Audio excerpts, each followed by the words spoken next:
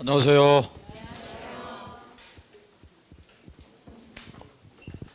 문제풀이 7, 8월 강의가 시작됐습니다.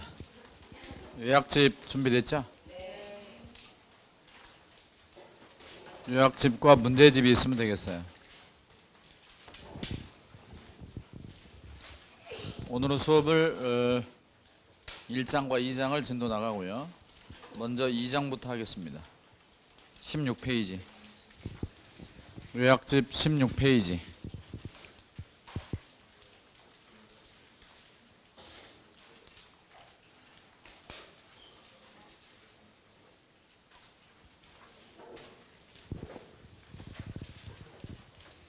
수업은 요약 정리를 먼저 하고 해당되는 파트의 문제를 풀겠습니다.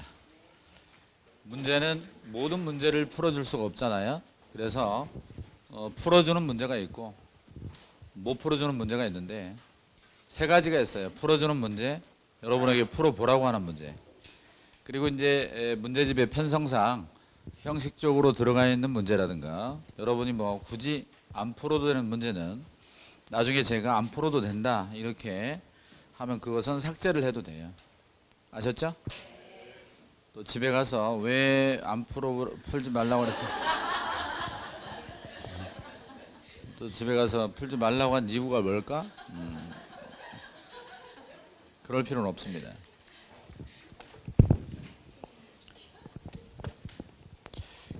다른 분들은 예를 들면 그렇게 이제 삭제를 해주는 문제에 대해서 위험하지 않냐, 혹시 나오면 어떻게 하냐,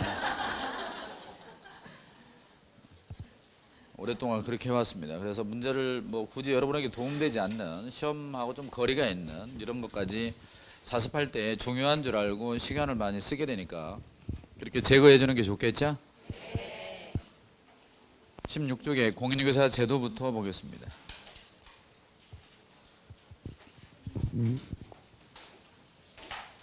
자, 칠판 보세요. 첫 번째 나오는 게 시험 시행 기관장입니다.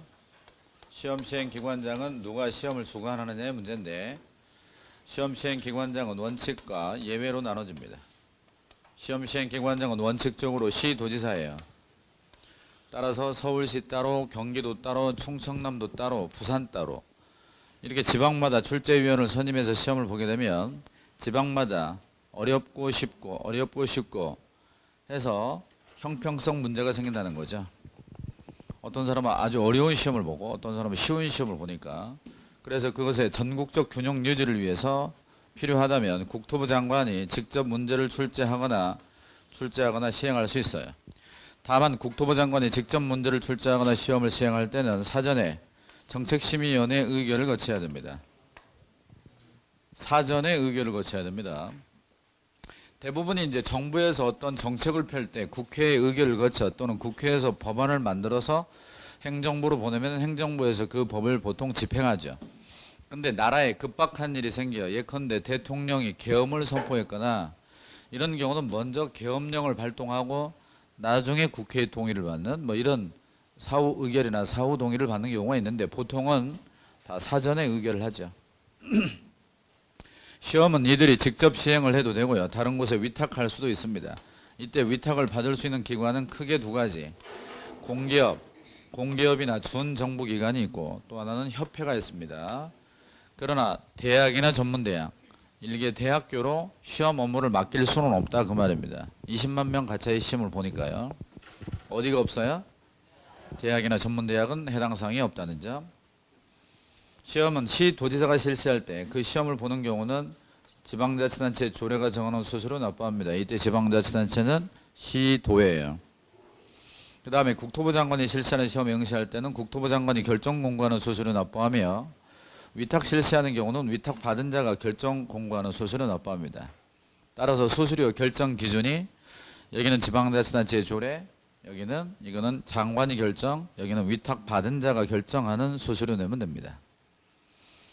그런데 이렇게 수수료 내고 시험을 봤는데 나중에 사정이 생기면 수수료 돌려받을 수 있는 경우가 있죠. 그게 응시수수료 반환 들어봤습니까? 자, 응시수수료 반환은 5가지가 있습니다. 쓰지 마세요 이거. 그런데 전부를 돌려받는 게 3가지가 있습니다. 첫째는 과오납을 한 경우, 그러니까 많이 내버린 경우인데요. 많이 낸 거 전부. 그리고 시험 시행 기관장이 규책 사유로 시험을 응하지 못했다, 못 봤다 그러면 전부. 그리고 접수 기간 중에 접수를 취소하면 전부를 돌려받습니다. 그리고 60%짜리가 하나, 50%짜리가 하나인데 60%짜리는 접수 기간이 끝나고 그 뒤로 며칠 안에, 7일 안에, 그리고 이거는 시험 보기 며칠 전까지, 10일 전까지입니다. 이게 60%, 이게 50%예요. 그렇다면 시험 당일날 교통사고 또는 개인의 건강상의 이유로 시험을 못 봤다면 그 경우는 돌려받을 수 있어 없어? 없습니다. 적어도 10일 전까지는 했었어야 돼요. 그런데 우리가 이 공인중개사 파트를 보다 보면 각종 문장의 주어 부분이 있잖아요. 그게 이제 뭐가 나오냐면 시험 시행 기관장이란 말이 나오고 시도지사란 말이 나옵니다. 그러면 이 시험 시행 기관장은 어떤 경우 나오냐? 시험에 관련된 건 일체 시험 시행 기관장이야. 그러니까 출제위원을 임명 위촉하는 거 시험 시행 기관장. 그 다음에 시험 공고 2번 하는 거, 연초에 1번, 시험 보기 90일 전까지 하는 거, 그거 시험 시행 기관장이 합니다. 합격자 결정 공고 시험 시행 기관장이 합니다. 시험을 올해 보지 말아야 되겠다. 시험을 실시하지 않는 경우도 의결을 거쳐 시험 시행 기관장이 합니다. 그렇다면 시험에 관련된 다시 한번 출제위원회 임명, 시험을 오래 보지 말아야 되겠다. 이것도 시험 시행 기관장, 시험 공고도 시험 시행 기관장, 합격자 결정 공고도 시험 시행 기관장 이렇게 나가는데 자격증의 교부부터는 시도지사로 바뀌어버립니다. 그러니까 시도지사가 자격증을 교부한다는 얘기예요. 그러면 자격증의 교부 그 시도지사, 자격증의 재교부도 시도지사, 자격 취소도 시도지사, 자격정지도 시도지사 이렇게 바뀝니다. 따라서 여러분들은 시험 시행 기관장이라고 하면 이들을 말하고 시도지사는 따로 있다 이렇게 생각을 하셔야 돼. 아시겠죠? 자격증의 교부는 누가 한다고? 따라서 시험 시행 기관장이 자격증을 교부한다 그러면 틀려요. 그림을 통해서 좀 알아보겠습니다. 만약 이거 서울에서 중개사 시험을 본 갑이 있어요. 갑이 시험에 합격을 하면 서울시장이 실시하는 시험이든 장관이 실시하는 시험이든 자격증을 누가 줘요? 시도지사가 자격증을 교부합니다. 자격증을 받은 갑이 사무소를 내는데 어디에 갔냐면 경기도에 갔어요. 경기도 성남시에 갔어요. 그리고 분당구에 갔어요.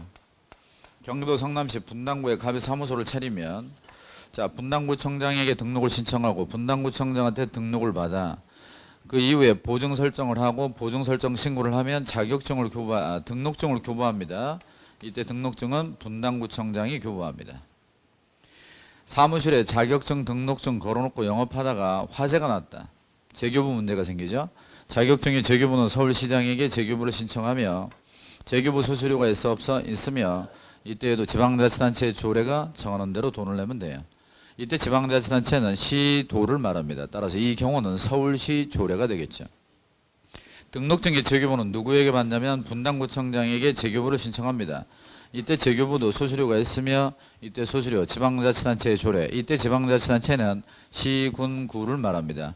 우리가 시군구의 조례라고 할 때 그 구는 자치구만을 말합니다. 양천구, 강남구 이런데 따라서 분당구는 자치구가 아니기 때문에 성남시 조례가 정하는 대로 수수료 내면 돼요. 자격증이나 등록증의 경우는 유효기간이 따로 정해져 있지 않습니다. 따라서 갱신제도가 없어요. 따라서 운전면허의 경우는 10년마다 갱신받는 게 있지만 이거는 한번 받으면 죽을 때까지, 한번 받으면 죽을 때까지 계속 가는 것이기 때문에 5년, 10년마다 갱신받을 이유가 없습니다. 알아들었죠? 알겠죠? 네. 나중에 크게 하지 말고 처음부터 잘해. 자격 취소는 누가 하냐면 서울시장이 자격을 취소합니다. 등록 취소는 분당구청장이 하고 반납은 취소 시 이쪽으로 자격증을 반납하고 등록증은 이쪽으로 반납해야 됩니다. 며칠 안에 반납? 7일 안에 반납해야 되고 7일 안에 반납 안 하면 100만 원 이하의 과태료 받습니다. 다음으로 여러분 교재에서는요. 16쪽에 네모 3번에 응시 자격, 시험 시기 이런 것들이 있습니다. 칠판 보죠. 시험의 응시 자격에 대해서는 옛날에는 연령의 제한과 국적의 제한이 있었지만 지금은 연령의 제한, 국적의 제한이 없는 거죠. 따라서 미성년자 시험 볼 수 있습니다. 외국인도 시험 볼 수 있고 학력에 상관없이. 그런데 시험을 못 보는 사람이 있다고 그랬죠. 시험을 못 보는 사람을 응시불가사유라고 합니다. 따라해요. 응시불가사유. 응시불가사유에 해당하는 사람은 먼저 자격 취소자가 있습니다. 자격 취소가 되면 3년간 시험 볼 수 없어요. 두 번째, 시험에서 부정행위로 적발된 사람은 5년간 시험 볼 수 없어요. 이 두 가지 외에는 다 시험을 봐요. 자격 취소 3년, 부정행위 5년. 자, 그런데 이거하고 비교 대상이 되는 게 있다고 그랬죠. 바로 등록의 결격 사유라고 하는 거죠. 등록의 결격 사유는 말 그대로 등록할 수 없는 사유, 따라서 중개업에 종사할 수 없는 사유, 뭐 이런 것들을 말합니다. 그런데 이 결격 사유는 총 몇 가지? 12가지가 있습니다. 법인까지 하면 13가지인데요. 상당히 많습니다. 이건 다음 주에 또 자세하게 배우는데, 이 결격 사유에 첫째, 자격 취소가 되면 3년간 결격 사유가 있습니다. 다음으로 미성년자가 있고, 피한정 후견인, 피성년 후견인 있고, 그리고 파산자가 있고, 전과자가 있고 그래요. 이거 말고도 많이 있습니다만은. 그런데 양쪽에 중복되는 사람이 있어. 바로 자격 취소 3년, 여기도 자격 취소 3년이죠. 따라서 자격 취소가 된 사람은 양쪽에 다 걸리기 때문에 3년간 시험도 못 보고 3년간 보조원으로 취직도 할 수 없어요. 양쪽에 다 걸려. 그런데 나머지는 한쪽에만 있지 않습니까? 나머지는 한쪽에만 있기 때문에 부정행위자는 이쪽에만 있는 거죠. 따라서 부정행위자는 5년간 시험을 못 보지만 중개사무소에 취직할 수 있어요, 없어요? 있고 보조원으로 근무할 수 있습니다. 학원에 다닐 수 있으며 모의고사 4, 5, 6, 7, 8까지 봐요. 9월달까지 봐요. 그런데 10월달 시험만 못 봅니다. 자, 다음 미성년자 시험 볼 수 있어 없어? 있으며 공인중개사가 될 수 있어요. 매번 틀립니다. 중개업자가 될 수는 없고 소공사가 될 수는 보조원이 될 수도 없다 그 말이죠. 전과자 시험 볼 수 있어 없어? 공인중개사가 될 수 있고 개업중개사가 될 수는 소공사나 보조원이 될 수는 없다 그 말입니다. 그런데 이게 전통적으로 시험에 자주 지문으로 나타나는 건데 최근에는 좀 안 나오고 있습니다만은 언제라도 지문으로 나타날 수 있는 내용들이니까 익숙하게 해둬야 됩니다. 시험은 원래 매년 실시합니다. 매년 1회 이상 실시합니다. 매년 1회 이상. 따라서 한 번 볼 수도 있고 두 번 볼 수도 있는 거예요. 그런데 시험을 실시하기 어려운 부득이한 사정이 있는 경우는 정책심의위원회 의결을 거쳐 당해년도에 시험을 실시하지 아니할 수 있습니다. 이때 당해년도에 시험을 실시하지 않는다라는 결정을 최종적으로 누가 해요? 최종적으로 누가 해? 시험을 누가 실시하니까? 시험시행기관장이 한다 그런 얘기. 아까 얘기했잖아요. 시험을 한 번 보는 것도 두 번 보는 것도 시험시행기관장이 하고 시험을 안 보는 결정도 시험시행기관장이 하고 아셨어요? 그러면 당해년도에 시험이 두 번 있을 수도 있고 당해년도에 시험이 없을 수도 있단 말이죠. 그러면 전 회차에 1차만 합격한 사람은 다음 연도에 1차 면제예요? 다음 회에 1차 면제예요? 다음 회에 1차 면제입니다. 자, 여기까지 마치고 그 다음에 공인중개사 정책심의위원회가 있어요. 따라요. 정책심의위원회. 이게 옛날에는 시험위원회였어요. 그러니까 옛날에는 시험위원회는 시험에 관한 것만 심의합니다. 그런데 지금은 정책심의위원회니까 공인중개사 정책. 그러면 시험부터 해서 시험이라는 게 중개업으로 들어가기 위한 관문 아닙니까? 그러니까 시험부터 해서 중개업 육성 방안이라든가 중개업 보수 변경이라든가 손해배상 책임의 보장, 즉 보증금 변경이라든가 전반적인 중개업 관련 제도를 이렇게 심의하는 위원회가 정책심의위원회라고 보면 돼요. 그런데 우리 중개사 법령을 통틀어서 위원회가 두 번 나온다고 그랬어. 하나가 이 정책심의위원회입니다. 또 하나가 중개사협회에 설치하는 공제사업 운영위원회라는 게 있죠. 자, 비교하겠습니다. 정책심의위원회는 국토교통부에 설치하며 공제사업 운영위원회는 협회에서 하는 거니까 협회에 설치합니다. 이쪽은 임의기관이고요. 이쪽은 필수기관입니다. 자, 이쪽은 위원장과 위원으로 구성이 됩니다. 위원장과 위원으로 총 7에서 11명. 이쪽은 총 19명 이내로 하고 위원장, 부위원장, 기타 위원으로 구성이 됩니다. 다음으로 이쪽의 위원장은 국토부의 제1차관이 되고 위원은 국토부 장관이 임명 위촉하며 그 다음에 이쪽의 위원장이나 부위원장의 경우는 위원 중에서 뽑아요. 위원 중에서. 그 다음에 이쪽의 임기는 2년, 이쪽도 임기가 2년이에요. 다만 이쪽은 연임 제한이 없기 때문에 3번, 4번 연임할 수 있는 반면 이쪽은 돈하고 관련이 되기 때문에 한 번만 연임할 수 있고 보궐위원회 임기는 잔여기간, 보궐위원회 임기는 전임자의 잔여기간으로 합니다. 이쪽은 제척기피 회피 제도가 있으며 이쪽은 제척기피 회피 제도가 없어요. 나중에 이제 협회 쪽 가서 다시 한번 얘기하겠습니다. 다시 정책심의위원회는 어디에 설치한다고? 국토교통부에 설치하면 필수적 임의적 위원회이며, 자, 정책심의위원회 구성은 위원장 1명을 포함하고 제외하고 포함해서 7명에서 11명인으로 구성이 됩니다. 7에서 11. 따라해요. 1711. 위원회 구성은 말 그대로 사람들로 구성되어 있는 거잖아요. 그런데 여기는 위원장과 위원으로 구성이 됩니다. 이때 부위원장이 없다는 점이에요. 따라서 위원장이 업무를 수행할 수 없는 경우는 위원장이 미리 지명한 위원이 그 직무를 대행합니다. 그런데 공제사업운영위원회는 위원장의 직무를 부위원장이 대행을 하죠. 이때 위원장은 장관이 되는 거예요? 차관이 되는 거예요? 차관이 둘이 있어. 제1차관과 제2차관. 누구야? 제1차관이 위원장이 되는 것이며, 이때 위원들은 누가 임명 위촉해? 국토부 장관이 임명 위촉을 합니다. 임명한다면 공무원 중에서 임명하는 것을 임명이라고 그러고, 위촉을 한다면 외부 전문가 중에서 위촉한다고 그러죠. 그 다음 위촉했다가 그 직을 내리는 것을 해촉이라고 하죠. 해임한단 말이죠. 해촉. 따라해. 위촉. 해촉. 반대 방향입니다. 그렇다면 위원을 위촉한 자가 국토부 장관이라면 나중에 그 위원을 해촉하는 것도 국토부 장관이 하겠죠. 그 다음 이때 위원으로 들어갈 수 있는 사람들은 공무원 중에 1명, 그리고 외부 전문가, 따라서 대학에서 부교수 이상이라든가 공인 회계사라든가 변호사라든가, 물론 공인중개사 중에도 전문가가 들어갈 수 있습니다만은, 그리고 협회에서 추천하는 사람이라든가 한국산업인력공단 이사장, 즉 시험 업무를 위탁받은 자가 추천하는 사람도 들어갈 수 있어요. 다만 이 위원들이 회의를 열면 회의에 참석을 하고 왔다 갔다 하니까 여비수당을 지급하게 되는데 공무원에게는 여비수당을 원칙적으로 지급하지 않습니다. 다음으로 이 정책심의위원회는 간사 1명을 두게 되는데, 이때 간사는 위원장이 지명하는 제가 되고, 이때 간사는 공무원 중에서 위원장이 지명합니다. 아까 공제사업운영위원회는 간사를 협회 공제직원 중에서 이제 지명을 하는데, 자, 그렇다면 이 정책심의위원회에서 심의하는 사안들이 있을 거예요. 심의 안건들. 자, 심의 사항에는 뭐가 있냐면, 첫째, 시험에 관한 사항, 즉 공인중개사 자격 취득에 관한 사항을 심의할 수 있으며, 두 번째는 부동산 중개업을 발전시키는 거, 중개업 육성 방안을 심의할 수 있으며, 세 번째 중개업 보수를 올릴지 내릴지 등을 심의할 수 있으며, 네 번째 손해배상 책임의 보장.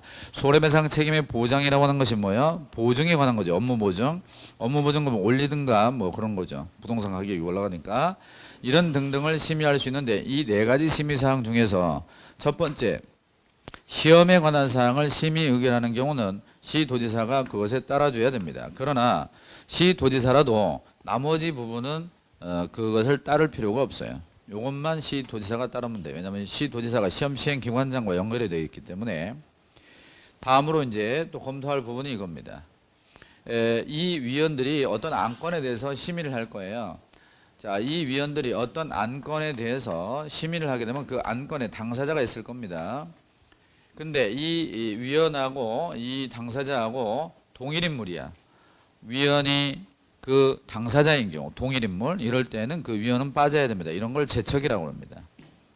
그 위원과 당사자가 배우자이거나 배우자이었던 거, 위원과 그 안건의 당사자가 친족이거나 친족이었던 경우, 위원이 그 안건에 대해서 증언, 진술, 자문, 연구, 용역 등을 수행한 경우, 그다음 위원이 그 안건에 대해서 대리인이 된 경우, 라면 이 위원이 빠져야 됩니다. 그런 것들을 뭐라고 그래? 제척이라고 합니다.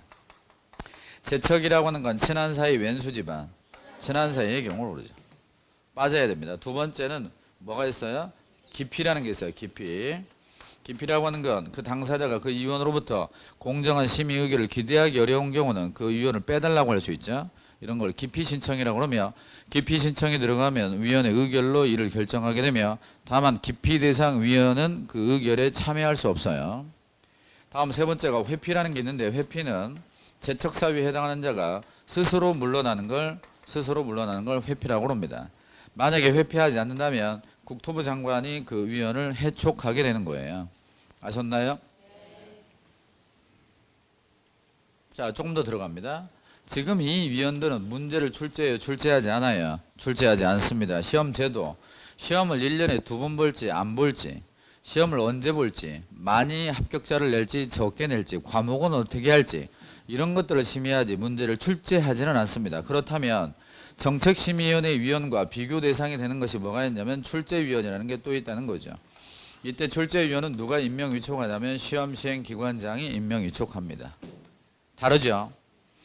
정책심의위원회 위원은 누가 임명 위촉해? 국토부 장관이고, 출제위원은 누가? 시험시행기관장이야. 그러니까 시험에 관련된 것은 시험시행기관장이다.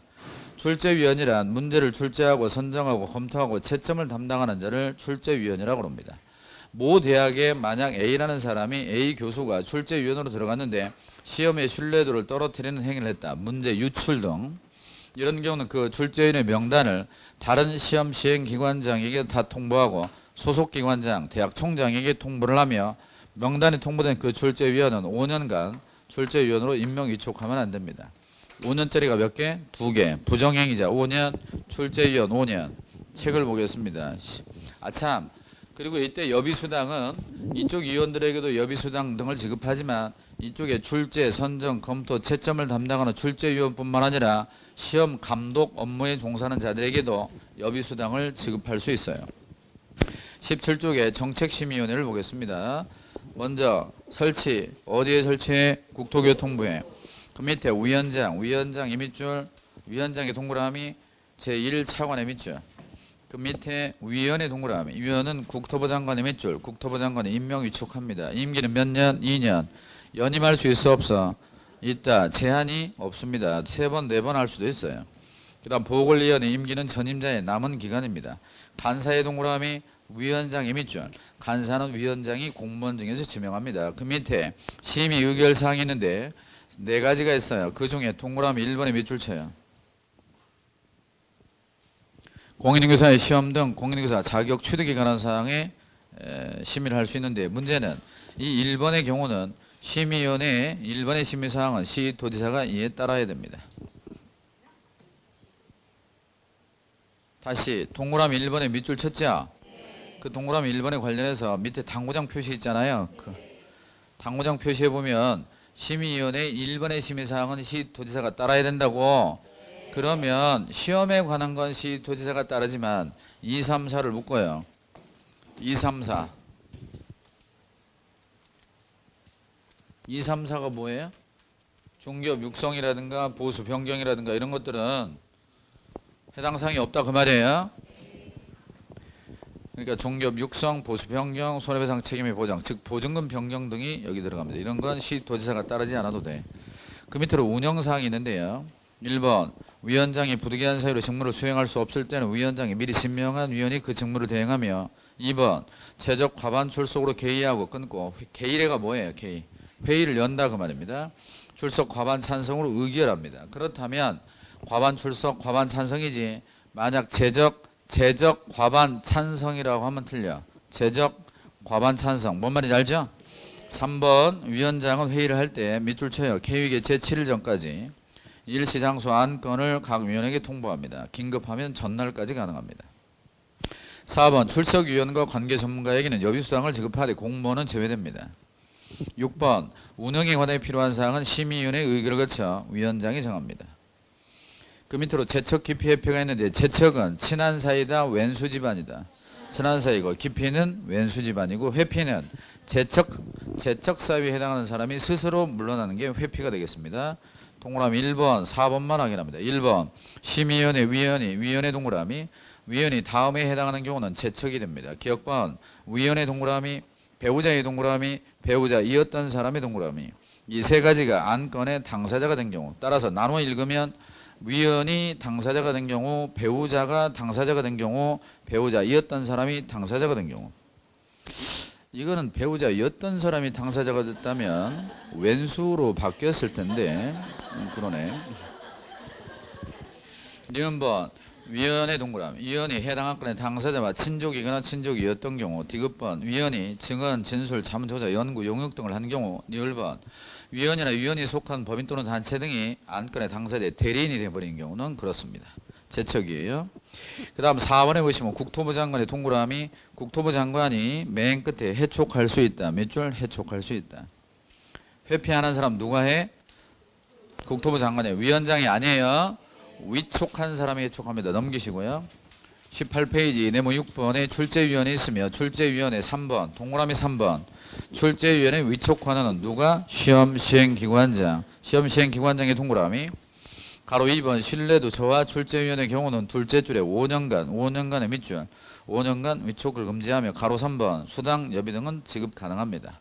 그 밑으로 네모 7번 시험에 실시가 있고 가로 1번에 동그라미 1번 계략적 사항은 매년 1차적 공고를 하죠. 매년 2월 28일까지입니다.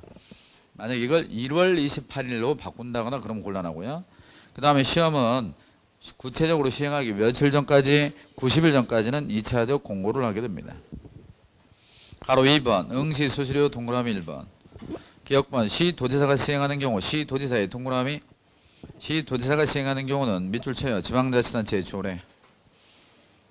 그 다음 국토부 장관의 동그라미 국토부 장관이 시행하는 경우는 국토부 장관이 결정공고 밑줄 디귿번 위탁의 동그라미 위탁한 경우라면 밑줄 쳐요. 위탁받은 자가 승인을 얻어 결정공고하는 대로. 다음 동그라미 2번입니다. 기억, 니은, 디귿 3개를 묶어 3개가 전부죠. 전부가 몇 개라고? 3개. 과오납은 전부, 귀책사유 전부, 접수기간 전부. 니을번 접수 마감일 다음 날부터 며칠 내? 7일 내. 몇 프로? 60%. 시험 보기 며칠 전까지? 10일 전까지. 취소하면 50%입니다. 네모 8번 자격증의 교부와 재교부 가로 1번 합격자 결정 공고일로부터 몇 월 내? 1월 내. 왜 1월 내에 자격증을 교부해야 돼? 자랑해야 되니까. 자격증을 받으면 제일 먼저 해야 되는 게 뭐예요? 자격증 받으면 제일 먼저 해야 되는 게 뭐냐고? 코팅. 그 다음에 카메라로 찍어서 올려야 된다고 그랬죠. 카톡에. 자 마지막에 자격증 교부대장이 기재하고 교부를 합니다. 교부의 동그라미. 이때 교부에다가 써. 시도지사. 그게 아니잖아. 거기가 아니고. 가로 1번 끝에 말이야. 가로 1번 끝에 교부. 누가 한다고? 시도지사가 합니다. 그 다음에 가로 2번에 자격증의 재교부. 분실 훼손 시에는 밑줄 쳐요. 자격증 교부 시도지사에게. 자격증 교부 시도지사예요. 사무소 소지직원화 시도지사예요. 자격증 교부 시도지사에게 재교부 신청합니다. 따라서 서울시장에게 자격증을 받아 경기도에 성남시에 사무소를 냈다면 누구에게 재교부? 서울시장. 동그라미 2번에 수수료 납부해야죠. 이때는 지방자치단체의 조례가 정하는 바에 따라 납부하는데 지방자치단체의 밑줄. 이때 지방자치단체는 시도예요, 시군구예요? 시도입니다. 시도. 시도의 조례죠. 따라서 서울시장에게 재교부를 신청한다면 서울시 조례죠. 시도입니다. 등록증의 재교부는 시군구 조례라고 그랬어요. 아까 했잖아요. 성남시 조례랑 서울시 조례랑. 그거 갖고 막 고개를 15도로 꺾고 고민을 하고 막 그러면 어떻게 합니까? 네모 9번에 자격증에 대여 등의 금지가 있어. 칠판 보셔 이제. 책을 안 봐도 돼요.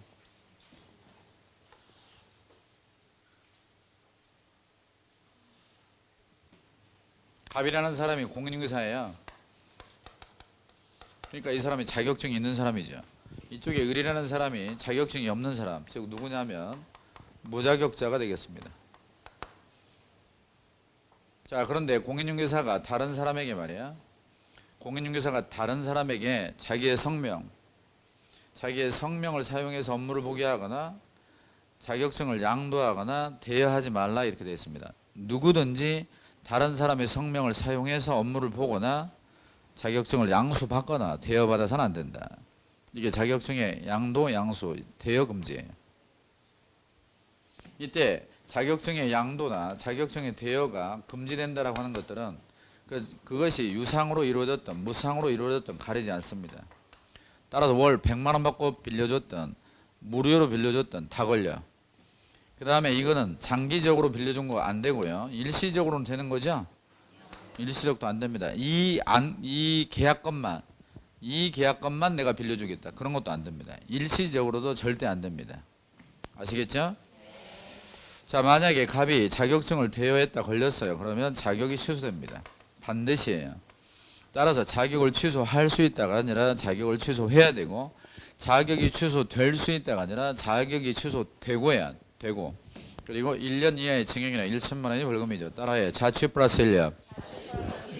이건 행정처분이고 이건 행정형벌입니다. 그런데 자격증을 빌린 사람 쪽은 행정처분이 있어 없어? 없습니다. 형벌만 있죠. 따라해. 형벌만 1년. 이쪽에 병이라는 사람이 있는데 병이라는 사람은 공인중개사가 아닌 자예요. 공인중개사가 아닌 자란 말이 나오면 그것은 누굴 말하죠? 중개보조원을 말합니다. 누굴 말한다고? 중개보조원. 그런데 이 중개보조원, 즉 공인중개사가 아닌 자가 공인중개사가 아님을 부끄러워하면서 명함을 팠다 이겁니다. 명함을 파가지고 거기다가 공인중개사라고 파가지고 다녔어. 걸려 안 걸려? 걸린다 그 말이죠. 그런데 공인중개사라고는 명칭 그 문자를 직접적으로 사용하면 걸리니까 다른 표현으로 바꿔서 중개사무소의 대표라고 썼어요. 걸려 안 걸려? 걸립니다. 다 사칭이죠. 그런데 이 사칭 금지라는 것은 꼭 명함에다 쓰는 것뿐만 아니라 전단지에 쓴다라든가 출판물에 쓴다라든가 구두상으로 쓰는 것도 다 걸리는 거예요 원래. 그리고 이러한 사칭의 경우는 이 사람은 자격이 없는 사람이기 때문에 행정처분이 없고 1년에 1천만 있습니다. 따라서 형벌만 1년. 자, 그런데 만약 어떤 사람이 올 연말에 시험에 합격을 해서 자격 취득했습니다. 그런데 이 사람이 중개업을 안 해요? 따라서 분양 대행회사를 다니거나 무역회사 다니거나 일반 제조회사에 다닙니다. 공인중개사라는 문자를 쓸 수 있어요? 쓸 수 있습니다. 공인중개사 맞잖아요. 따라서 무역회사의 과장으로 근무하는 사람이 중개사 자격증을 땄다. 그럼 무역회사 무슨 무역회사 과장 누구누구 거기다가 공인중개사라는 문자를 써도 아무 상관이 없죠. 나 진짜 공인중개사잖아요. 따라서 공인중개사 자격을 취득한 자는 중개업을 해야 하지 않아도 중개사 명칭을 쓸 수 있는 거예요. 근데 그 사람이 중개사 명칭을 쓰면서 영업을 해버리면 이제 문제가 돼버립니다. 그렇기 때문에 자격을 취득했다 하더라도 중개업을 적극적으로 하려면 등록을 또 받아야 되는 거야. 따라서 양천구청장에게 등록을 받고 중개업을 해야지 안 됩니다. 문제, 공인중개사 자격을 취득한 자는 중개업을 영위하지 않는 자격을 취득한 자가 중개업을 영위하지 않으면 중개사 문자를 쓸 수 없다. 틀렸죠. 두 번째, 공인중개사 자격을 취득하면 언제라도 부동산 중개업을 자유롭게 할 수 있다. 틀렸죠. 등록을 받고 해야죠. 알아들었어요? 자, 이렇게 기본적인 틀을 받고요. 자격증의 대여에 관한 판례를 보겠습니다. 잘 들으세요.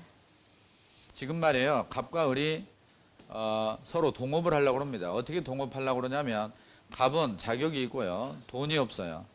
그런데 이 사람은 무자격자지만 돈이 있어서 이 사람이 투자를 하기로 하고 사무소를 이 사람이 차리고 이 사람의 명의로 등록을 받아 영업을 합니다.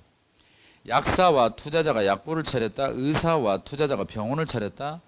그 자체가 문제가 되는 건 아닙니다. 근데 문제는 의료행위나 약을 조제하는 거, 복약지도하는 거 이거 약사가 하고 의사가 하면 돼요. 여기도 마찬가지예요. 동업을 하되 중개 업무는 갑이 하면 됩니다. 이 사람이 중개 업무를 하지만 안 하면 돼요. 근데 형식은 동업이면서 실질적으로 이 사람이 중개 업무를 해버리면 그것은 대여예요. 아시겠어요? 자, 그렇다면 두 사람이 동업을 할 때 좋았어. 그러니까 갑의 명의로 등록을 받고 을이 투자를 하여 경영 참여를 하고 영업이익을 내면 분배하는 그건 괜찮다는 거예요.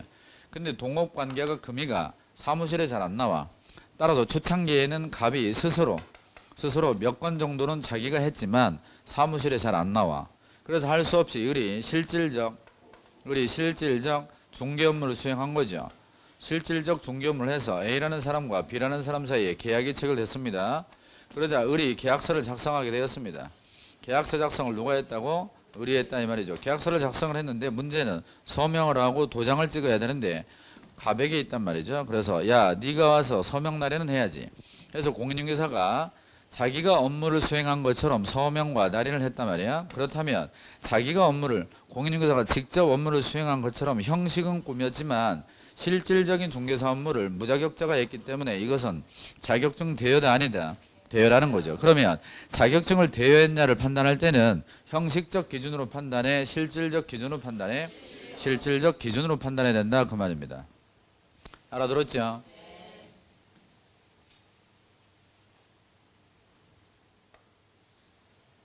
자, 또 하나 들어가겠습니다. 둘이 동업을 출발했어요. 좋았어요. 나중에 서로 사이가 안 좋아집니다. 열받았어요. 그래서 갑이 양천구에 가서 폐업 신고해버렸어요. 근데 이 사람은 사실 투자를 한 이유가 부동산 중개업을 통해서 돈을 벌려고 한 겁니다. 영리 목적으로. 그러면 이 사람 입장에서는 내가 부동산 중개업을 하려고 그랬는데 이 인간이 나를 방해했다는 거야. 폐업 신고하는 바람에. 그래서 나의 중개 업무가 방해를 받았다고 해서 업무 방해죄로 갑을 고발해 버렸어요. 그래서 갑에게 재판이 열렸는데 갑에 대해서 법원은 무자격자의 중개업은 법이 보호할 가치가 없다. 무자격자의 중개업은 오히려 처벌 대상이다. 따라서 이 갑에게 업무 방해죄가 성립하지 않는다. 다시 한번 무자격자의 중개업은 업무 방해죄로 보호할 대상이 아니다. 따라서 이 사람은 업무 방해죄가 되지 않는다. 알아들어요? 우리가 도박장이라고 합니다. 흔히 말하는 하우스라고 그러죠. 하우스는 비닐하우스를 말하는 게 아닙니다. 그런데 도박장을 열었어요. 그런데 어떤 사람이 몸에 문신이 있어요. 도박장에 들어가지고 도박하는 걸 방해 놓습니다. 그러자 도박장의 하우스장이 경찰에 고발을 해가지고 이 사람이 나의 업무를 방해한다는 거예요. 내 도박장을 방해 놓고 있다는 거예요. 그래서 업무방해죄로 고발하면 업무방해죄가 성립해요? 안 하죠. 왜냐하면 도박장 자체가 불법인데 그래서 보호 대상이 되지 않으니까 그 사람은 업무방해죄가 성립하지 않습니다. 다만 문신을 보여주면서 판돈을 갖다 쓸어 간다든가 그러면 협박죄라든가 다른 죄가 문제가 되는 거지 업무방해죄가 되는 게 아닙니다. 따라서 무자격자의 중개업은 마치 도박장과 같은 것이기 때문에 보호할 수가 없다는 겁니다. 알아들었어요? 19개 보시면 관련 판례가 있습니다. 1번 무자격자가 중개사 업무를 수행했는지 여부는 외관상 중개사가 직접 업무를 수행하는 형식을 취했는지 여부에 구애됨이 없이 실질적인 동그라미. 실질적으로 무자격자가 중개사 명의를 사용하여 업무를 수행했는지 여부에 따라 판단해야 됩니다. 자, 다시 한번 형식적 기준, 실질적 기준, 실질적 기준. 2번 중개사무소의 대표자를 가리키는 명칭은 일반인으로 하여금 그 명칭을 사용하는 자를 공인중개사로 오인하도록 할 위험성이 있는 것으로 이를 사용하면 유사명칭에 해당돼서 처벌됩니다. 3번 공인중개사가 아닌 자가 이용하는 중개업은 무자격자가 이용하는 중개업은 업무방해죄의 보호 대상이 된다 안 된다? 안 된다. 따라서 갑을 업무방해죄로 처벌할 수가 없다 그 얘기입니다. 여기까지 문제를 좀 풀겠습니다.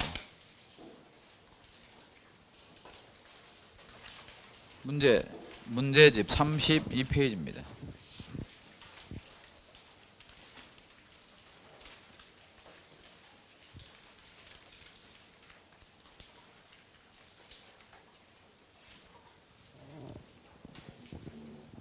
(32페이지) 문제 1번 자격시험 관련 바르지 못한 거 그랬습니다. 1, 2번을 묶어. 1번 공인중개사 자격시험의 원칙적 시행기관은 누구? 시도지사. 2번 국토부 장관은 수준의 균형 유지 등을 위해서 필요하다면 직접 문제를 출제하거나 시행할 수 있죠. 따라서 예외가 되겠습니다. 1번이 원칙, 2번이 예외, 3번입니다. 국토부 장관이 직접 문제를 출제하거나 시험을 시행코자 하면 정책심의위원회 미리 의결을 거쳐야 됩니다. 사전 의결이에요? 사후 의결이야? 사전 의결입니다. 5번 보겠습니다. 제가 문제를 풀 때 의미 없는 지문이나 중복되는 건 넘어갑니다. 아셨죠? 5번 시험 시행기관장은 시험의 시행에 관한 업무를 끊고 공기업과 준정부기관 묶어서 동그라미. 공기업 준정부기관 협회의 동그라미. 동그라미가 몇 개? 크게 두 개죠. 공기업과 협회. 공기업과 협회 이러면 돼요. 그러나 둘째 줄에 대학이나 전문대학 임의줄. 대학이나 전문대학은 해당이 안 됩니다. 위탁할 수 없어요. 따라서 그쪽이 밑줄 친 부분이 X입니다. 문제 2번 틀린 거 그랬습니다. 2, 3, 4를 풀겠습니다. 2번 공인중개사의 시험 등 자격 취득에 관한 사항을 심의하기 위하여 공인중개사협회의 밑줄 협회의 정책심의위원회를 둘 수 있다. 둘 수 있다예요? 두어야 한다야? 둘 수 있다이고 앞에 협회에 두는 거예요? 국토교통부예요? 국토교통부니까 중개사협회 X입니다. 거기가 틀렸죠. 3번 공인중개사 자격시험은 매년 1회 시행이에요? 1회 이상 시행이에요? 1회 이상 시행함을 원칙으로 합니다. 4번 국토부 장관 시도지사는 신뢰도 떨어뜨린 출제위원을 몇 년간 5년간 위촉하지 않습니다. 정답은 2번입니다. 문제 3번 보겠습니다. 문제 3번 자격시험에 응시할 수 없는 자를 모두 고르면 그랬습니다. 지금부터 이렇게 뭐뭐 할 수 없는 이란 말이 나오면 X표를 해요. 할 수 없는 데다가. 그래놓고 박스 안에 들어가서 OX를 표시한 다음에 X를 맞춰야 됩니다. 지금이야 이 스타일이 좀 맞지 않지만 옳은 게 몇 개냐 틀린 게 몇 개냐 했을 때 문제를 잘 풀고 답만 틀리는 사람이 있어요. 뭔 얘기인지 알아들었을 거야. 옳은 것을 골라야 되는데 다 풀고 틀린 것을 이렇게 찾아버리는 수가 있고 반대 방향도 있고 그래요. 제 말 맞죠? 그런 실수합니다. 자, 미성년자는 OX야. O냐고 X냐고. O죠. 니은번에 자격취소 3년이 경과되지 않았으면 X. 부정행위 5년이 경과되지 않았으면 X. 한정산자는 O 거기다 써요. 그러나 매우 힘들다 이렇게 써요. 보통 사람도 힘든데. 그다음 미음번 파산 선고 받았으면 시험 보죠? 대한민국 국적을 보유하지 않아도 시험 보죠? 따라서 못 보는 사람 딱 2개밖에 없죠? 느드 해서 1번이 정답입니다. 문제 4번 자격시험에 관한 설명으로 옳은 것을 모두 고르면 기억번 정책심의위원회에서 몇 줄 쳐요? 시험에 관한 사항. 시험에 관한 사항을 정하면 시도지사는 따라야 돼? 따라야죠. 근데 나머지 3개는 안 따라도 되죠. 니은번 국토부 장관이 직접 문제를 출제하려는 경우에는 정책심의위원회 사후 의결을 거쳐야 된다. 사후예요? 사전이야? 사전 의결을 거쳐야 됩니다. 디귿번 시험 시행 기관장은 시험을 시행하기 어려운 부득이한 사정이 있는 경우는 정책심의위원회 의결을 거쳐 당해는 시험을 시행하지 아니할 수 있다. 맞죠? 안 볼 수도 있습니다. 니을번 국토교통부 장관의 밑줄 맨 끝에 자격증 교부의 밑줄 자격증 교부는 누가 해? 시도지사. 따라서 국토부 장관 X입니다. 제가 여러분하고 문제를 풀 때 이렇게 문장을 자꾸 쪼개라고 그러고 밑줄을 치라고 그러는데 그런 데가 다 의미 있는 곳입니다. 따라서 여러분이 문제를 풀 때 자습을 할 때 시험 모의고사 볼 때 연습을 그렇게 하셔야 돼요. 중요한 단어나 핵심 구절에 끊어서 자꾸 봐야 됩니다. 따라서 옳은 건 해서 2번이 정답입니다. 문제 5번. 5번 응시 자격 관련 틀린 거 그랬습니다. 1번 외국인 또는 미성년자도 자격시험에 응시할 수 있다. 그렇죠? 2번 자격 취소 몇 년이 경과되지 아니한 자는 중개사가 될 수 없어 3년이 경과되지 아니한 자 5년 틀렸습니다. 3번 시험 시행 기관장은 부정행위한 응시자에 대해서 그 시험을 무효로 하죠. 그리고 지체 없이 이를 다른 시험 시행 기관장에 통보하는 거 맞죠? 지체 없이예요? 5일 내예요? 지체 없이입니다. 우리 중개사법에 가장 많이 나오는 기한이 지체 없이예요. 지체 없이는 어느 정도를 말한다고? 하루 이틀 새. 하루 이틀 새. 그 다음 4번 2015년 10월 24일에 부정행위 처분을 받은 자는 2020년 10월 23일까지 총 몇 년간? 5년간 응시 자격을 정지합니다. 이때 자격정지는요 공인중개사 자격정지가 아니에요. 공인중개사 자격정지가 아니고 시험 응시 자격정지입니다. 5번 파산자의 동그라미 파산자는 공인중개사가 될 수 있어요. 소공사가 될 수는 없습니다. 정답은 2번 문제 6번입니다. 정책심의위원회에 관한 기술로 틀린 것은 그랬습니다. 2번부터 보죠. 2번 시험위원회는 위원장 1명을 포함하여 7명 이상 11명이네. 따라해 1711. 3번 심의위원회 위원장은 국토부의 제1차관이 되고 위원장의 밑줄 제1차관의 밑줄 맞죠? 그런데 위원회 동그라미 위원장의 밑줄 자 위원은 위원장이에요? 국토부 장관이에요? 국토부 장관이 임명 위촉합니다. 위원장 X. 4번 사무를 처리할 간사를 두게 되는데 간사의 동그라미 위원장의 동그라미 간사는 위원장이 공무원 중에서 지명하는 거 맞죠? 5번 공무원을 제외한 위원들의 임기는 몇 년? 2년. 새로 위촉된 사람은 전임자의 남은 기간 맞죠? 정답은 3번 문제 7번 정책심의위원회의 심의사항이 아닌 건 정답은 5번입니다. 1, 2, 3, 4 여러분이 보시고 5번을 보니까 출제위원회 임명위촉이라는 말이 나오는데 출제위원은 누가? 시험 시행 기관장이죠. 그러니까 정책심의위원회 문제가 아닙니다. 여기 봐요. 여기 봐요. 어떤 제도를 심의하는 것이 정책심의위원회 아닌가? 근데 지금은 시험을 당장 실시해야 될 판에 무슨 이 위원들이 출제위원을 임명하냐 이거죠. 시험은 시험을 실시하는 사람이 출제위원을 선임해야죠. 안 그래요? 이쪽은 제도적인 것이고 제도적인 거. 따라서 5번이 정답이고, 만약 5번 자리에 개업중개사의 교육에 관한 사항이라든가 이런 엉뚱한 얘기가 나오면 다 심의 의결 사항이 아닙니다. 자, 그 다음에 8번 보겠습니다. 8번 공인중개사 정책심의위원회에 관한 설명으로 틀린 것 그랬습니다. 틀린 것 1번 심의위원회 위원회 동그라미 해당 안건의 당사자가 된 경우, 미술자의 당사자가 된 경우, 그러면 이것은 동일인물이죠. 동일인물이니까 친한 사이를 뛰어넘죠. 그러니까 뭐야? 제척됩니다. 만약에 1번 지문이 위원이 해당 안건의 당사자의 배우자인 경우 이렇게 나오나 마찬가지고 제척입니다. 2번 안건의 당사자는 위원에게 공정한 심의 의결을 기대하기 어려운 사정이 있는 경우는 기피 신청할 수 있다. 맞죠? 3번 위원 본인이 제척사유에 해당하는 경우는 스스로 해당 안건의 심의 의결에서 회피해야 됩니다. 4번 심의위원회 위원장이 믿죠. 위원장은 위원이 제척사유에 해당하는데도 불구하고 회피하지 않으면 끝에 해촉할 수 있다 믿죠. 해촉을 누가 해? 국토부 장관이죠. 위원장 X입니다. 5번 위원장이 부득이한 사유로 직무를 수행할 수 없다면 위원장이 미리 지명한 위원이 그 직무를 대행합니다. 문제 9번은 답만 확인합니다. 9번에 3번을 보니까 위원장은 회의를 소집하려면 회의기 며칠 전까지 7일 전까지 일시장소 안건을 통보하고, 문제 10번은 여러분이 해보시고 11번 역시 마찬가지입니다. 여러분이 해보시고요. 12번을 보겠습니다. 12번 자격시험 관련 틀린 것 그랬습니다. 4번과 5번을 확인합니다. 4번 제1차 시험에 합격한 자에 대해서는 다음 연도 이미죠. 다음 연도예요? 다음 회예요? 다음 회 시험에 한해 제1차 시험을 면제합니다. 5번 자격증은 시도지사가 교부한다, 국토부 장관이 교부한다, 시도지사. 따라서 5번이 맞고 4번이 틀린 정답이에요. 문제 13번 응시수수료 관련 틀린 것 1번 시험에 응시하는 자는 밑줄쳐 지방자치단체의 조례. 지방자치단체의 조례가 정하는 바에 따라 수수료 납부해야 되나 끊고 맞죠? 다만 시험을 위탁한 경우라면 위탁받은 자가 위탁한 자의 승인을 얻어 결정공고 맞죠? 그런데 여기에 만약 장관이 나와서 국토부 장관이 시행하는 이러면 누가 정하는? 국토부 장관이 결정공고하는.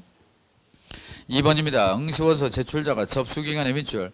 접수기간 중에 접수를 취소하면 전액이에요? 전액이죠. 3번 시험 당일날 시험에 응하지 아니한 자는 전액 반환 없어요. 한 푼도 안 돌려줍니다. 50% 돌려주나요? 한 푼도 안 줘요. 적어도 며칠 전까지는 10일 전까지는.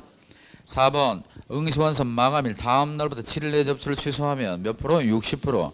그 후로부터 시험 시행일 며칠 전까지? 10일 전까지 몇 프로? 50%. 정답은 3번입니다. 문제 14번 자격증 관련 옳은 것은 몇 개인가? 옳은에 동그라미 치고. 기억번 시험 시행 기관장 끊고 계략적 사항 공고 후 끊고. 시험 시행에 관하여 구체적으로 필요한 사항을 시험 시행일 60일 전까지 60일 전에 믿죠.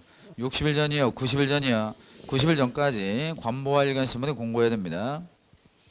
니은번 시도지사나 합격자 결정 공고일로부터 2개월 내에 믿죠. 2개월 내에요 1개월 내에요 1개월 내에 당해 시험 합격자에게 자격증을 교부해야 됩니다. 됐나요? 2개월에다가 써요. 2개월에다가 목 빠진다라고 써요. 디귿번 여러분이 빨리 한번 읽어봐. 디귿번 시작.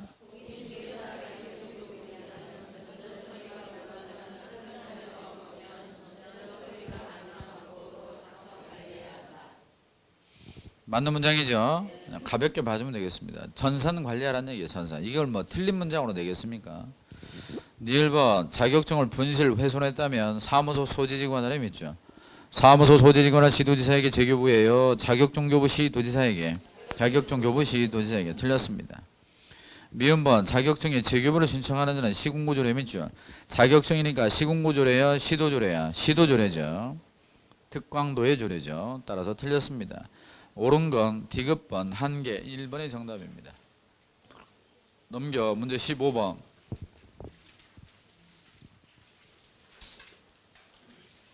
왜 문제집이 없어요? 아, 그랬어요? 문제 15번. 틀린 것은 그랬어요. 틀린 건 4번과 5번만 확인하면 됩니다. 4번. 공인중개사가 다른 사람에게 성명을 사용해서 업무를 하게 하거나 자기의 자격증을 양도되어 있어요. 받은 거예요? 되어 한 거예요? 되어 한 자니까 끊고 평가 시작. 자취 플러스 1년이죠. 저 인간이 평가 시작. 저게 뭔 말이야? 자격이 취소되고 1년에 1천 맞죠? 5번. 공인중개사가 아닌 자가 공인중개사나 그 유사한 명칭을 써버리면 몇 년에 몇 천? 1년에 1천. 따라서 3년에 3천 틀렸습니다. 5번이 정답. 문제 16번. 틀린 것은 그랬어요. 여기 봐요. 어떤 사람이 컨닝해서 합격을 한 거예요. 또는 문제지가 유출된 걸 미리 풀어보고 들어서 합격했어요. 나중에 그것이 걸렸습니다. 그러면 자격만 취소합니다. 따라서 부정취득 있잖아요. 시험에서 부정한 방법으로 합격을 한 사람에 대해서는 1년에 1천, 3년에 3천 그런 거 없어요. 아셨죠? 자격만 취소합니다. 따라해요. 컨닝해서 합격했다고. 감옥 가지 않는다. 그러면 1번 같은 경우는 공인중개사 자격을 부정한 방법으로 취득한 자, 부정의 밑줄, 취득한 자의 밑줄. 부정 취득자입니다. 그러면 자격 취소 맞아요? 자격은 취소해야죠. 3년에 3천의 밑줄. 3년에 3천 있어 없어? 없습니다. 1번의 정답. 2번. 자격증에 대여한 다른 사람이 그 자격증을 이용하여 공인중개사로 행세하면서 중개사 업무를 행하려는 것을 알면서도 그에게 자격증 자체를 빌려주는 걸 말합니다. 당연히 알고 빌려주지 뭐. 3번입니다. 공인중개사가 끊고 무자격자가 작성하는 계약서에 자신의 인감을 날인하는 방법으로 자신의 직접 업무를 수행하는 형식만 갖춘 경우는 자격증 대여 아니에요. 대여죠. 그리고 4번 공인중개사 아닌 자는 공인중개사 유사명칭을 명함, 간판, 출판물 등에 다 사용하면 안 됩니다. 5번 자격증의 양도 대여행위는 끊고 유상의 밑줄, 무상의 밑줄, 유상뿐만 아니라 무상도 처벌 가능하죠. 정답은 1번입니다. 문제 17번. 자격증에 관하여 옳은 것은 그렇습니다. 1번 자격증은 특정 업무를 위하여 일시적으로 대여할 수 있어 없어? 없어요. 일시적으로도 안 됩니다. 2번 무자격자의 늘이 끊고 공인중개사 간명의 사무소에서 동업 형식으로 중개업을 한 경우 형식은 동업이었는데 중요한 단어가 나왔어. 동업 형식으로 중개 업무를 했대요. 그러면 중개 업무를 해버리면 단 한 번이라도 문제가 돼. 그래서 그런 형사처벌 대상이 됩니다. 남의 걸 빌린 거죠. 아셨나요? 자, 그럼 우리는 여기서 어떤 교훈을 얻냐면 여러분이 보조원으로 근무하는 중이라면 물론 그렇겠지만 여러분이 나중에 자격을 취득한 다음에 여러분의 자격증이나 등록증을 걸어놓고 할 때도 중요한 업무는 여러분이 직접 하란 얘기입니다. 웬만하면. 아셨어요? 다만 이제 소속 공인중개사가 있을 때는 중요한 일을 좀 맡길 수가 있지만 여전히 여러분이 직접 마무리는 해야 됩니다. 마무리. 그런데 보조원에게는 중요한 일을 맡겼다가는 큰 문제가 될 수 있다. 그런 얘기입니다. 제가 예를 한번 들었나요? 공무원 얘기 안 했어요? 안 했어요? 몰라요? 동대문구청 안 했어요? 안 했어요? 그 손님이 찾아와서 원룸을 찾는데 원룸을 구해준 거예요. 그런데 입주 청소를 시켰는데 청소가 마음에 들지 않는다고 중개 보수를 안 주는 거예요. 그러니까 이쪽에서 왜 중개 보수를 안 주냐? 우리가 청소했냐? 청소하는 업체에서 했지. 그런데 입주를 한 사람이 그런 거죠. 나는 중개사무소의 사장 얼굴을 본 적이 없다. 당신은 중개 보조원이 아니냐? 당신이 계약서 쓰고 당신이 거기다 서명날인 한 거 아니냐? 이렇게 이제 얘기를 하는 거예요. 정말로 사장은 본 적이 없거든요. 이 사람 보조원이고. 그래서 그 사람이 문자를 보내는 거예요. 문자에다가 나는 중개 보조원인데 자기가 중개 활동했고 자기가 서명날인 했음을 다 자인을 하라는 거예요. 문자로 보내고. 나중에 알고 보니까 그 사람이 동대문구청의 공무원인 거야. 약간 사이코패스의 성격을 가지고 있다니까 만나주지도 않아. 이쪽은 문제가 됐잖아요. 사장 얼굴을 못 봤으니까 뻔한 거 아니야? 중개 보조원이 작성하고 중개 보조원이 사장 도장 찍고 다 한 거 아니야? 그렇잖아요.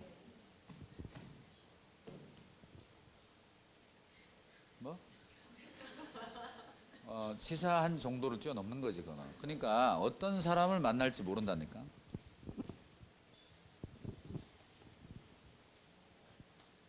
그다음 어디 하다 그랬지?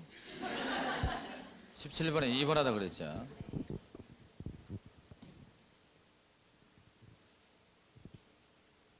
예를 들어서 이런 거야. 땅이 있고 주택 건물이 있는 거예요. 대지가 있고. 그런데 이제 이게 대지가 있고 주택 건물이 있으면 토지에 대한 세금이 있고 건물에 대한 주택에 대한 세금이 있고 그럴 거 아닙니까? 그런데 땅값이 더 비싸고 주택값이 더 낮아요. 약간 변두리로 가면. 근데 이 사람이 이거를 세금을 줄이기 위해서 주택 가격을 높이고 땅값을 낮춰서 해달라. 근데 그 얘기는 거래를 할 때 땅하고 건물하고 얼마에 하자라고 일단 합의가 돼가지고 계약서를 쓰기로 했는데 그렇게 이제 말을 바꿔서 주택 가격을 높이 책정을 하고 땅값을 낮게 책정을 해서 세금을 적게 내야 되겠다. 그래서 계약이 이루어지지 않는 거예요. 계약을 한다라고 했는데 계약은 정작 안 되는 거죠. 계속 안 되는 거죠. 그러니까 별별 사안들이 생길 수가 있어요. 그래서 항상 조심해야 됩니다. 자, 3번 할 차례입니다. 3번. 잠깐 주목하세요. 어떤 일이 있었냐면 아니 이것은 공부하고 관련된 얘기예요. 중개업자가 협회 공제에 가입을 했어요. 협회 공제에 가입을 하면 잘못된 중개 행위로 손해가 나면 공제금이 나갑니다. 그런데 폭행으로 손해가 나면 공제금 안 나가죠. 교통사고로 손해나면 공제금 안 나가죠. 사기 행위로 인한 손해 공제금 안 나갑니다. 이해되세요? 그러면 중개업자가 운전을 하는 경우, 중개업자가 폭행을 하는 경우, 중개업자가 중개 행위를 하는 경우 여러 가지가 있을 수 있는데 그 행위가 중개 행위냐 아니냐를 가리는 것은 협회 입장에서 공제금을 주냐 안 주냐의 문제예요. 이해되세요? 그런데 어떤 사람이 남의 자격증 등록증을 빌려가지고 영업을 해. 어떤 사람이 남의 자격증 등록증, 이 말은 다른 사람의 자격증을 가지고 다른 사람의 명의로 사무소를 내놓은 걸 내가 얼마씩 주고 내가 그 사무소를 운영하는 거야. 이해돼? 운영하는데 내가 원래 오피스를 하나 갖고 있었어요. 원래 오피스를 하나 갖고 있었는데 오피스를 팔아버린 거야. 팔았으니까 내게 아니잖아요. 이해돼요? 그런데 얼마 지나지 않아서 사무실에 오피스를 임차하겠다고 손님이 온 거야. 그러니까 이놈이 내 거라고 그걸 속이고 팔아먹은 걸 내 거라고 속이고 상대방과 임대차 계약을 한 거야. 바로 다이렉트로. 그래가지고 그 사람의 보증금을 받고 그 돈을 편취한 사건에 대하여 피해자가 협회 공제조합에 가서 나는 중개사무소에서 잘못된 중개활동으로 내가 손을 입었다라고 협회 공제조합에다가 손해배상금을 청구하니까 협회에서 하는 말이 그것은 중개로 인한 손해가 아니다. 사기다. 다이렉트 거래 아니냐. 이 사람이 중개한 게 없잖아요. 자기 거라고 해서 자기 거라고 다이렉트 계약을 했지. 중개했나요? 안 했잖아요. 그래서 중개가 아닌 걸로 판명난 판례가 3번 판례야. 3번 공인중개사 자격증을 대여받은 자가 임대차 중개를 의뢰한 자 오피스를 찾는 사람과 직접 당사자로서 임대차 계약을 체결하는 것 중개행위에 해당한다 해당하지 않는다. 해당하지 않는 건데 이 판례가 원래 이제 우리 요약집에 있어요. 요약집 제가 보여드리겠습니다. 잠깐. 8쪽을 봐요. 요약집 8쪽. 빨리.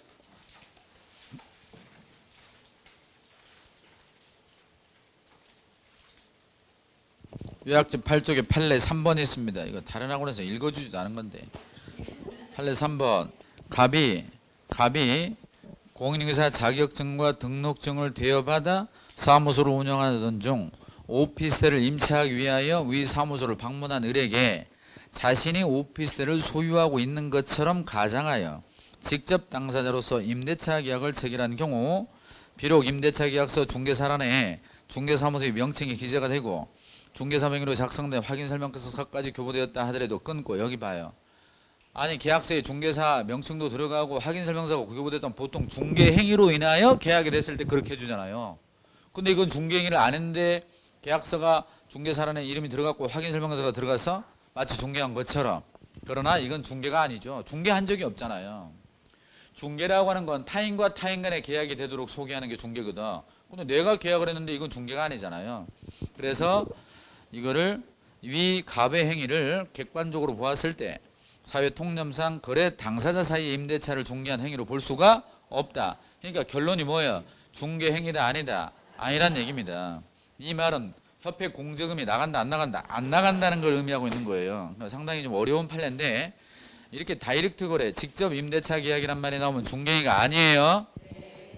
4번 무자격자가 중개사 명의를 무자격자가 중개사 업무를 수행했는지 여부는 끊고 실질적인 동그라미 실질적으로 무자격자가 중개사 명의를 사용해서 업무를 수행했는지 여부에 상관없이 끊고 외관상 중개사가 직접 업무를 수행하는 형식의 동그라미 형식을 취했는지 여부에 따라 판단해야 된다. 틀렸죠?